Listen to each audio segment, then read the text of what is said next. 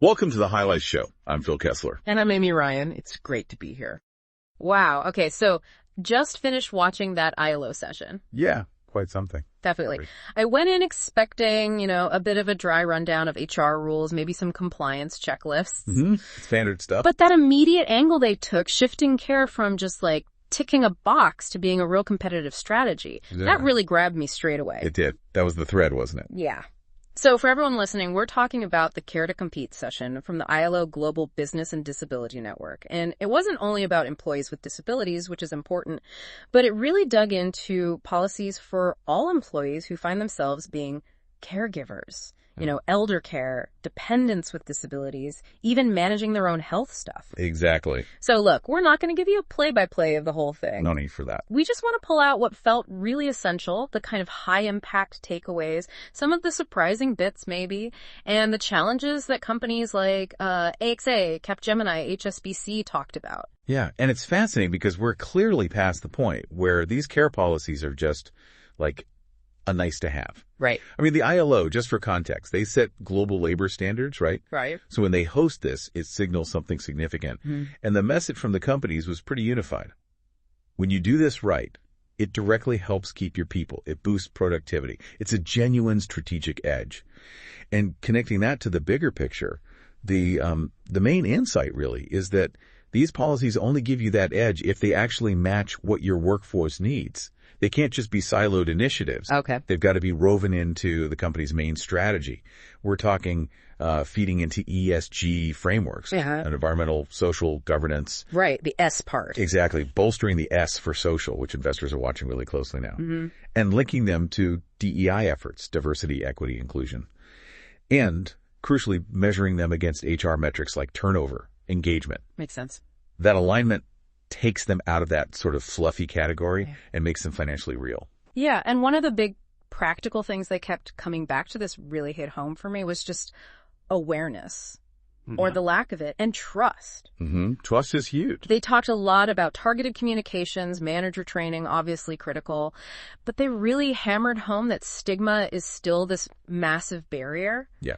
Like, if your employee doesn't feel safe saying, hey, I'm looking after my elderly mom, or I'm dealing with a chronic illness myself, then the policy, no matter how great it looks on paper, is basically useless. It just sits there. Right. It just sits on the shelf. So the immediate job for these companies seems to be breaking down those internal barriers so people actually use the support. And that kind of begs the question, why is this accelerating so much now? I mean, the business case, retention, that's strong, sure. Yeah. But the global context matters, too. There's that broader ILO resolution on decent work and the care economy. It sort of underlines that this isn't just corporates being nice. Right. It's recognized internationally. Yeah. It's a socioeconomic priority. And, well, companies that get ahead on this, they get a talent advantage. Simple as that. Okay, let's unpack this next bit, because this was maybe the most surprising thing for me. How these huge global companies actually design the policies. Yeah. Not always top down. Not at all. I sort of assumed it was, C-suite dictates, HR implements. But who's often lighting the fire under these global policies? Employees themselves. Exactly. The employee resource groups, ERGs or ENGs, whatever they call them, they're not just social groups. Far from it. They're acting as this vital feedback loop, bringing lived experience and actually being design partners. That's huge. And we saw some really clear examples of that. Think about HSBC. Mm-hmm. It started really small locally. Yeah. Grassroots stuff like coffee for a carer. Yeah. Just employees connecting. But that internal demand, people saying we need this, that led to a formal global carers charter, principles shaped by what those groups were saying. And the result. When they formally recognized unpaid carers, boom, loads of people internally felt safe enough to say, that's me. Wow. It shows that recognition empowers disclosure.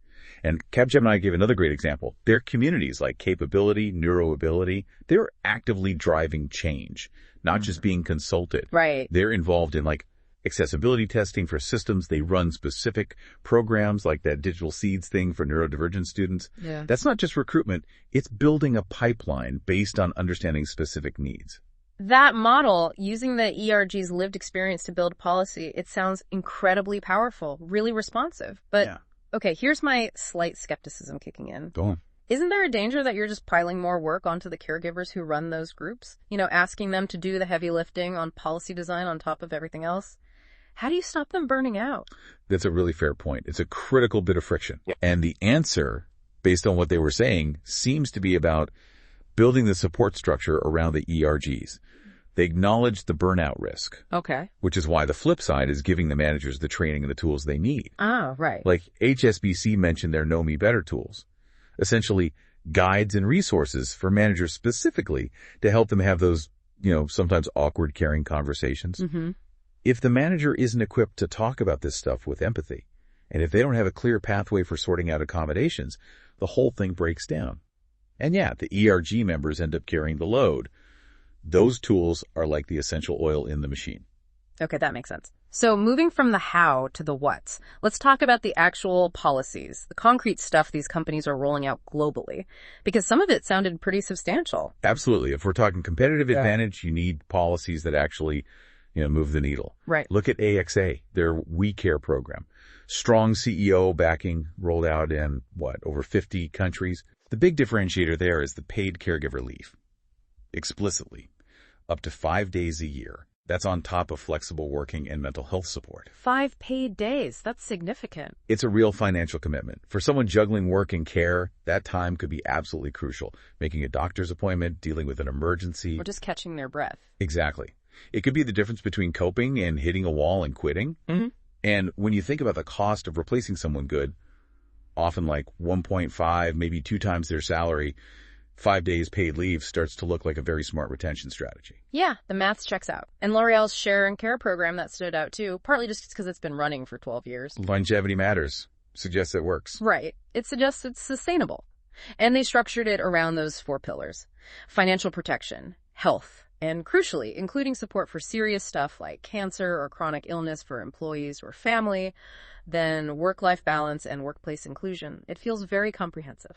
A real 360-degree view. Mm-hmm. And then there was NG Care, another global program, 30 countries, covering basics like hospitalization, parental leave, life insurance, disability. Mm-hmm. But what was really interesting there was their forward planning. They're already mapping out a specific well-being and prevention pillar for 2026, 2027. Wow, planning ahead. It shows it's not just reactive. It's a long-term commitment to employee health, thinking proactively. And across all of those, AXA, L'Oreal, NG, the mental health piece kept coming up, well-being. Absolutely central. Access to mental health services, sure, but also genuinely flexible work arrangements. They were presented as totally key to reducing caregiver stress.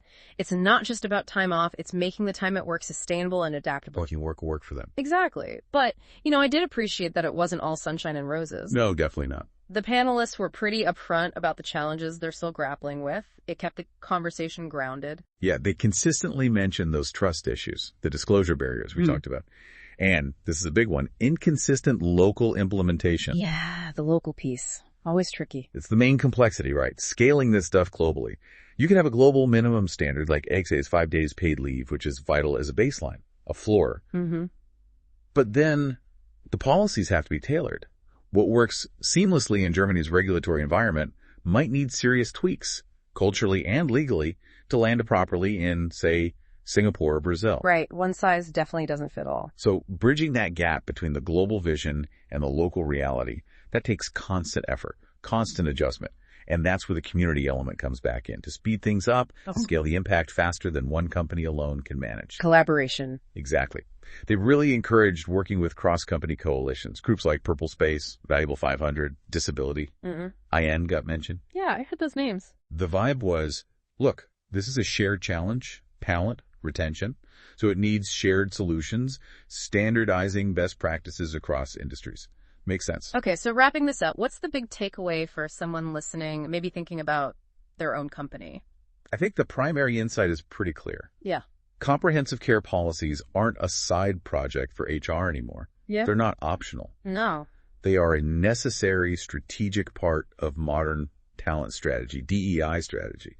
They need deep integration into how the business runs, not just existing as these sort of isolated feel-good programs. Intentional integration is key. Absolutely. And honestly, the level of detail shared by the leaders, particularly around cultural nuances and just practical implementation hurdles, it was really impressive. Agreed. So we definitely recommend, if you're interested in this, check out the full source material, the Care to Compete report, the whole webinar recording. That's where all the granular detail is. Yeah, the how-to is in there. For sure. And maybe here's a final thought to chew on, building on what we heard. If these global minimum standards, 5 days paid leave, core social protection, whatever they might be, if that's just the floor for being competitive today. A starting point. What does truly competitive, truly localized care policy look like where you are in your specific market?